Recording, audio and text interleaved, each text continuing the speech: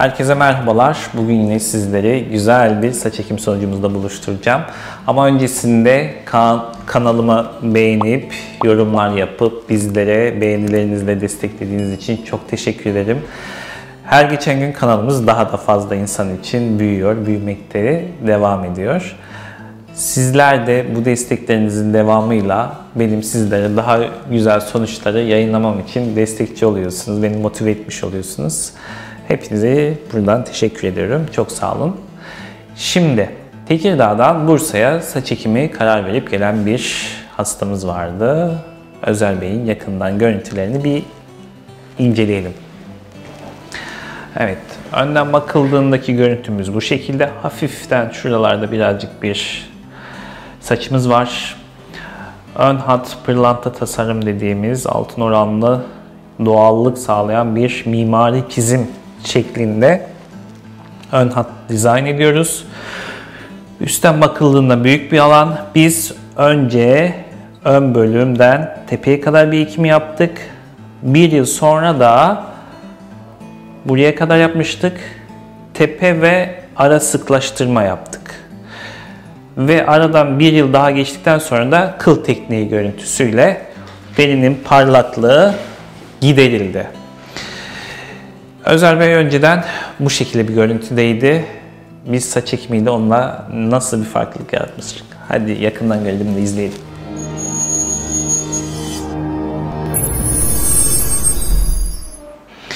Evet, 2 yıl önce Özer Bey'in saç ekimi öncesi durumu bu şekildeydi. Ve şimdi sizlerle. Evet, merhabalar Özer Bey. Merhabalar. Nasılsınız? Sağ olun. Teşekkür ederim. Evet, sizi bu şekilde görünce bizler de çok mutlu oluyoruz. Evet, şöyle her zamanki yaptığımız gibi şimdi yakın çekimlerle sizlere hastamızın ön hat doğallığı ve estetiğini, yani çok merak ettiğiniz noktaları gösteriyorum. Tabii bu arada yakın bir ışıkla gördüğünüz gibi 2 tane güzel bir ışığımızın altında, karanlıkta olmadan. Evet. Doğal bir ön saç tasarımı. Evet. Böyleydik. Öncesi halimiz bu şekildeydi. Tepeden çok yoğun bir artık saçsız alan. Siz nasıl ifade etmek istersiniz ve dönüşüm? Buna dönüşüm ya da evrim değil de nedir ha? Şöyle fotoğrafla yan yana getirdiğimizde. Evet, Özer Bey'de şimdi 2 seans bir saç ekimi var. Bir de üzerine kıl kükü tekniğiyle gölgelendirme yapıldı. Saç tiplerinin böyle belirgin parlaklığı giderilmiş oldu. Böylelikle daha kapatıcı, daha gür bir saç efekti verildi. Bir de arkamızı dönelim. Arkamızı döndüğümüzde daha iyi anlayacağız bunu. Evet. Şimdi tepesi çok geniş, çok açıktı. Buraları şöyle baktığımızda anlayamıyoruz. Buralar aslında daha seyrek ama bu kıl tekniği dediğimiz yöntemle daha iyi kapatıcı bir efekt verilmiş. Saçları çok ince telli. O yüzden 2 seansta tabii ki bu kadar büyük bir açıklığa yetmiyor arkadaşlar. Şöyle söyleyelim. Tepe bu kadar genişti.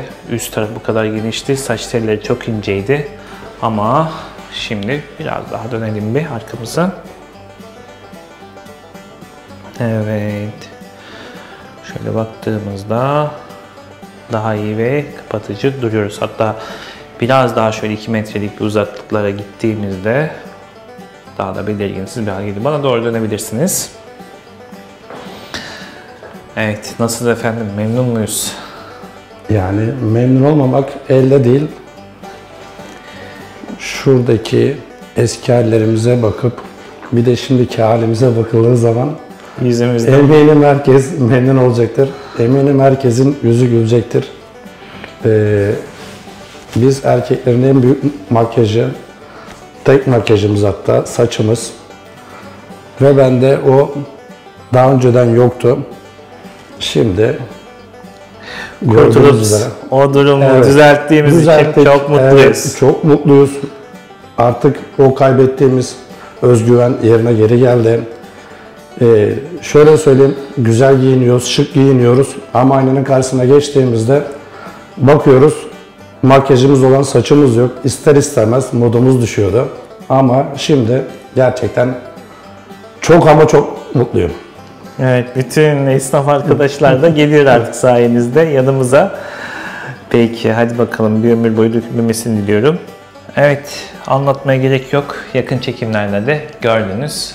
Özer Bey'deki değişimi, bir saç ekimi nasıl da değişiklikler yarattığını görüyorsunuz. Sizler de bu şekilde doğal ve estetik bir saç ekim sonucuna kavuşmak istiyorsanız yapmanız gereken çok basit. Başınızın önden, üstten, yanlarını ve arkasını görebileceğim fotoğraflarınızı bu aşağıda görmüş olduğunuz WhatsApp numarama gönderin.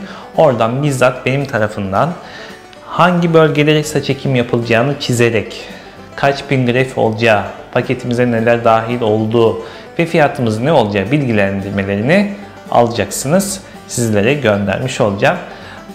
Çok yoğun başvurular oluyor. Hepinize çok teşekkür ediyorum. Birazcık sabretmenizi istiyorum. Gün boyunca dönüşler olmayabiliyor bazen. Bir günü ya da 2 günü bulabiliyor.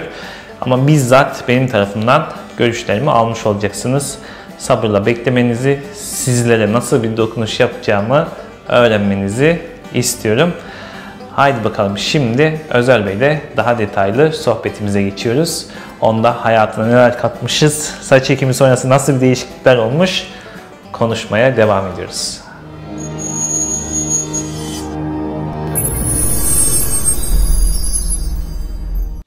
Tekrardan hoş geldin Özer. Nasılsın? Teşekkür ederim İbrahim Bey. Siz nasılsınız? Vallahi ben senden daha iyiyim ya. Çünkü niye? Sana bu şekilde bir değişime sebep olabildiysek vallahi yani daha mutlu olduğumu söyleyeyim. Tabii senin de düşüncelerini, görüşlerini alacağız. Hatırlıyor musun? Yani bu kadar çok detaylı hatırlamıyordum. Şimdi onları gördükten sonra. Unuttun değil mi bu sefer? Evet, unuttum. Genelde hastalarım böyle oluyor arkadaşlar. Yani önceki halinde hakikaten bu ben miyim ya falan, bu kadar mıydı, bu kadar mı kötüydüm falan diye, bu kadar mı saçsızdım diye düşünebiliyorlar. Evet, şurada güzel, hadi şey diyelim, birazcık masumane olalım. Az bir şey vardı. Biraz bir saçımız varmış, biraz. Evet. Ama soranlara da tabii ki hiç saçım yoktu diyordum. Önde biraz bir saçımız varmış ama tabii ki zamanla saçımız çıktıkça o günleri unuttuk. Ama şimdi görünce aynen. Evet Özer, saç ekimi diye bir şey duydun, ettin. İnsanlar etrafında yaptıranlar vardı. Bu konuya nasıl karar verdin ya da niye bana geldin, beni nereden tercih ettin, nereden buldun? Özer'den de dinleyelim bakalım. tabii. Yani bu tarz konular tabii ki her zaman arkadaşların önerisiyle. Benden önce de birçok arkadaşım buraya yaptırmıştı.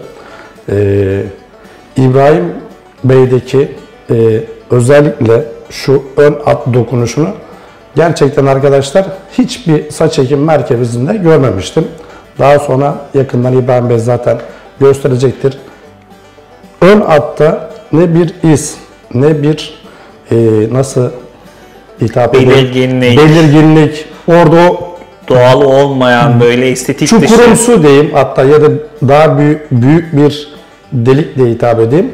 Bunların hiçbiri kesinlikle İbrahim Bey'de yok. Bu doğallığı daha önce hiçbir yerde görmediğim için İbrahim Bey'i seçme kararını aldım. Daha sonra bütün çevremdeki arkadaşlarıma, eşime, dostuma bunun onurunu vererekten İbrahim Bey'e saç ekim merkezini gönül rahatlığıyla tavsiye ettim. Hatta şu anda abim içeride ikinci seansı gerçekleştiriyor. Bir insan bir şeyden memnun olması lazım ki herkese önermesi lazım. Evet, şu anda 4. 5. hastamız Özer Bey tarafından yönlendirilmiş durumda. Hatta sadece şu anda Özer'in ismini söylemeyen daha fazla. Şimdi şu desen ön hat mimari bir proje gibi ön hat dizayn ediliyor. Bunun üzerinde de nakışımız, o saç ekim doğallığımız veriliyor.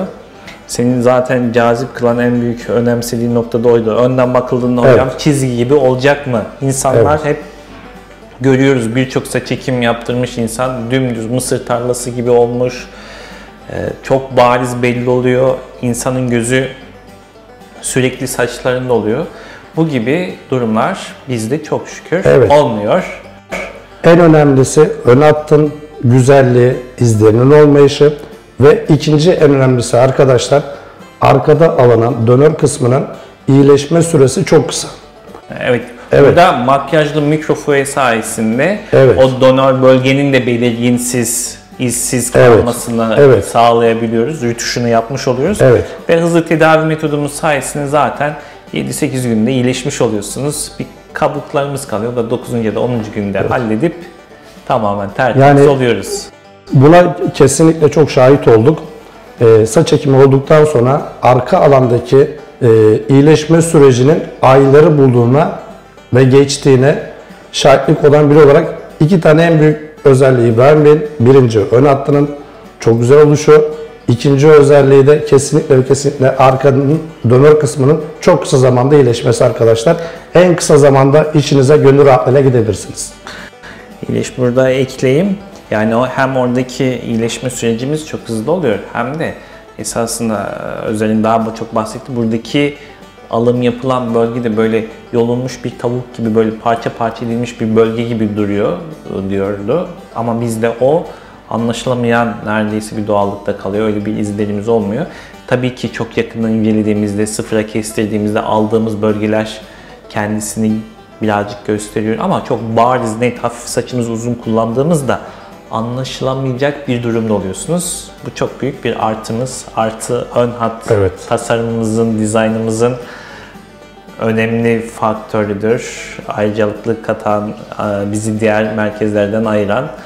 Tabii bugün yani 25 binin üzerinde bir saç ekimi yönetmişim. Artık insanlardaki yaptığımız dokunuşlar çok doğal ve estetik olarak çıkmaktadır. Sıklık seviyesi kişiden kişiye değişir. Çünkü saçsız alan genişliği, donör bölge yeterli, saçın inceliği, kalınlığı, rengi gibi faktörler sıklık seviyelerini değiştirebilir ama değişmeyen şey kaçınılmaz olan saçımızın doğal, estetik durması ve görünmesi. Bu bizde kaçınılmaz arkadaşlar. Evet Özer, iyileşme sürecinden böyle bahsederken başka eklemek istediğin? Evet tabii ki. Arkadaşlar gıda sektöründe çalışıyorum aynı zamanda. İyileşme o kadar kısa zamanda oldu ki 4. 5. gün içerisinde çalışma hayatıma geri döndüm. Evet, çünkü hani yaptığımız işlemde çok temiz bir alan bırakıyoruz. Hastamızın böyle çok kötü bir görüntüde kalmamasını sağlıyoruz. Bölge çok hızlı kendisini toparlıyor. Yani 5. gün işbaşı yapmış durumda Özer Bey. O iş yerinde de insanların böyle çok acayip bir bakışına maruz kalmadan ya ne oldu falan, nasıl bir haldesin demeden hayatına da devam ettirmiş. Sadece 10. güne kadar sürecinin iyileşmenin tam anlamıyla bitmesi gününe kadar, ondan sonrasında tamamlamış oldu. Kendisi Tekirdağ'dan geliyor. Tekirdağ'dan tuttuğunu da getiriyor buraya. Sağ olsun, eksik olmasın. Bunu sizlerle de paylaşmak istedim. Burada Özer'de giriş bölümünde kıl tekniğinden bahsetmiştik. Şimdi bu kadar yoğun bir saçsız alan, büyük saçsız bir alan ve donör bölgeye yeterliliğimiz biraz kısıtlı. İnce telli saç, hepsini çok volümlü bir şekilde kapatmak mümkün olmuyor. 2 seans saç çekimi yapmış olsak da buna saç telisinin parlaklığını gideren bu kıl tekniği, kıl görüntüsü efekti veren işlemler yapılarak deri parlaklığı giderilir ve böylelikle daha yoğun ve gür bir saç görüntüsü de elde edilebilir. Tabi burada tırnak içinde söylüyorum arkadaşlar, bu işlemi yapan merkezlerin tecrübesine çok iyi dikkat etmek lazım. Kullandıkları malzemeye çok iyi dikkat etmek lazım. Çünkü o kimyasallar bazen saçlarınızın güçsüzleşmesine sebebiyet verebiliyor. O yüzden bu işi de merdiven altı yapan yerlere dikkat etmenizi, seçmemenizi öneriyorum. Çünkü o kimyasal sonrasında saçlarınızın da güçsüzleşmesine, zayıflamasına, hatta dökülmesine bile ne sebebiyet verebilir. Deride farklı travmalar yaratabilir, derinin tahriş olmasını sağlayabilir. Bu yüzden tecrübeli kıl tekniği yapan, görüntüsü, efekti verebilme becerisine sahip olan yerleri tercih etmenizi ısrarla öneriyorum. O da güzel olmuş. Onu da tercih etmen iyi bir görüntü, güzelliği, dolgunluğu yaratmış. Evet, çok fazla anlatmaya bir şey gerek yok. Senin özellikle bize bahsedeceğin başka hayatında saç ekimi sonrası değişen bir olay varsa dinleyebiliriz. Son tavsiyelerini değerli izleyenler için alabiliriz. Buyurun. İlk önce kendimin başına geldi. Daha sonra abimin başına geldi. İlk seans için saçımın ilk seansı için İstanbul'dan gelirken otobanda, gişelerde trafik polisleri çevirdi. Emniyet, ruhsat kontrolü. Kimliğimi verdim. Ondan sonra beyefendi bir de sizin kimliği alalım dediler. Dedim benim. O en çok hoşuma giden yer olmuştu. Hatta dedim yanımdaki dedim abim şu an dedim ilk seans için abimi götürüyorum dedim. En çok hoşuma giden anı o olmuştu. Birkaç ay önce de bu duygunun aynısını abim yaşadı. Araç muayene istasyonunda aynı şekilde. Kimliğimi verdikten sonra beyefendi bir de sizin kimliğinizi alabilir miyim demişler. Yani benim için beni mutlu eden en güzel yan aslında bu oldu. Gerçekten fark edilmeyen ya da insanların inanmadığı bir görüntü. Yani şöyle çok uzatmaya da gerek yok. Baştan başlıyoruz. Evet. Sonra bir de şimdiki hal. Arkadaşlar kendinizi mutlu etmek istiyorsanız, yüzünün gülmesini, kendinizde o özgüveni tekrar geri kazanmak istiyorsanız İbrahim Beylere geliyorsunuz. Evet. Eğer bir saçsız alanınız varsa onun için yapmanız gereken çok basit. Başınızın önden, üstten, yanlarını ve arkasını görebileceğim fotoğraflarınızı bu aşağıda görmüş olduğunuz WhatsApp numarama gönderin. Oradan bizzat nasıl bir çalışma yapacağımızı, nerelere gideceğimizi, fiyatımız ne olacağı, neler dahil olduğunu hepsinin bilgilendirmesini yapacağız. Geldiğin için çok teşekkür ederim Özer'cim. Rica ederim. İnsanlara en azından bir de senin hikayeni dinletme şansı bulduk. Umarım beğendiğiniz, severek izlediğiniz bir video olmuştur. Herkese hayal ettiği saçlarına kavuşmasını diliyorum. Sağlıkla kalın, hoşça kalın.